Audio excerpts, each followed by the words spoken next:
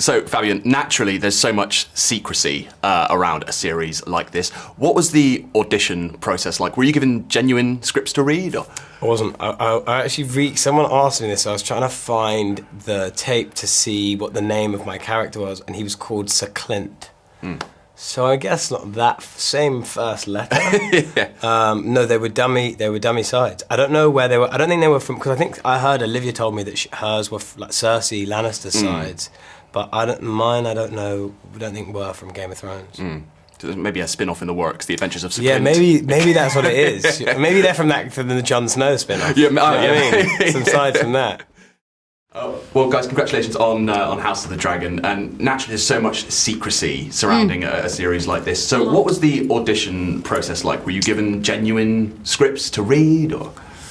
I was given some script that Ryan made up. Right. The characters were YA and YR, and then in the other scene, it was Rebecca and Alison, with no T.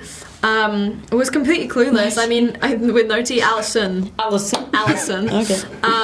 And I was completely clueless. I think any other person would have seen it and gone, this sounds Game of Thronesy. I didn't clock it at all. I just thought, it's sort of old-fashioned English. Was very confused, and I thought my character was called Ya for a good portion of the audition process. That's what I don't get over. Yeah. Who do you play? Ya? Yeah. I had a similar thing.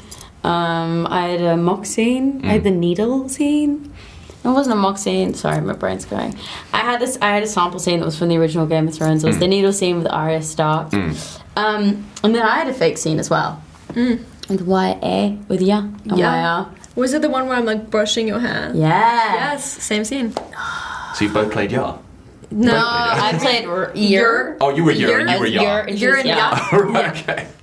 And you mentioned Miguel. How useful was it having someone like that on set who's been through the whole Game of Thrones experience and can bring that wealth of experience to the House of the Dragon set?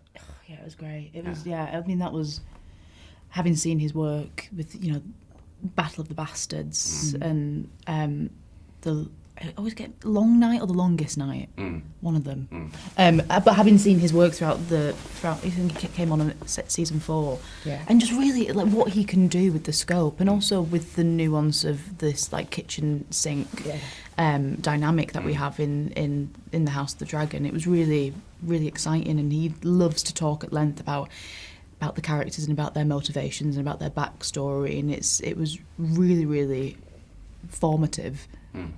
And magic as well, because he says that he sort of needed a good enough reason to kind of dare to return to Westeros, because it's like a universe that you have to treat with so much respect and care, and that telling a story that is structured around 2 female characters was like a good enough reason.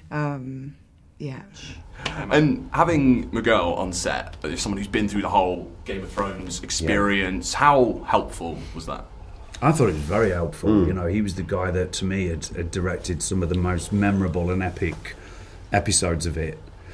So he had a real sense of the tone of the definitely. He knew the world, and he'd been there and experienced making something on this level before. And he was a great touchstone for me, because just in terms of character and character development, and he knew how to work with me as an actor as well, which is always helpful.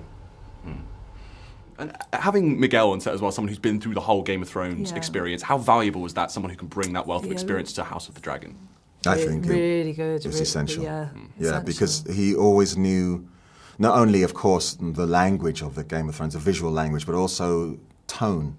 It was about, well, you can't. I can't explain it, because when I don't know, when I did some ADR, for example, he was there, and we were able to hone the performance even more, because of course he and Ryan have an overall view of the whole thing, so you can't peak too early because we know we're going to be here at this point and so forth. So it was this. I thought it was. I mean, both of them were essential, but yes, of course, to have someone who'd been there on the ground and told the story visually before, it was. Invaluable. And given the wealth of source material, were you given any sense as to how long this journey might go on? Sort of, not even necessarily in a sense of like how many seasons, but just there's a way to go with this character.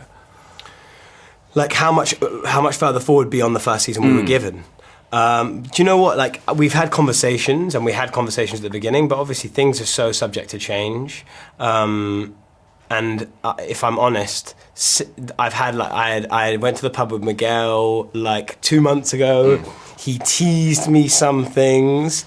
He told me that I should hang out with one person in particular, and he wouldn't. I'm not going to say who that is, obviously, but he did say, "I want you and this person to spend some time together, get to know each other." And so, yeah, I'm excited to do that. Is that the thing to do, to have a few drinks with Miguel? That's what you just Loose get lips. Miguel and Ryan to the pub, make them say what they need to say, and then go home and tell everyone you know. No.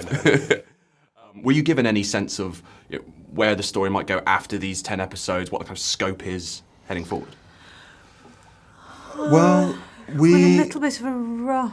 No, go ahead. No, I don't know. A little bit of a rough flavour, because the story exists in the books already, so you've got a kind of rough idea of where it possibly might go. But I think also they do so much fleshing out and moving around from the books. And I chose not to read the book. We were all given copies of the book, but I chose not to read it. Because the character that I'm playing is in the script, not in the book, so that's what they wanted. And also, I didn't really want to read it and then fall in love with whatever happens to my character and then have them say, oh yeah, but we're not doing that because cinematically it doesn't work.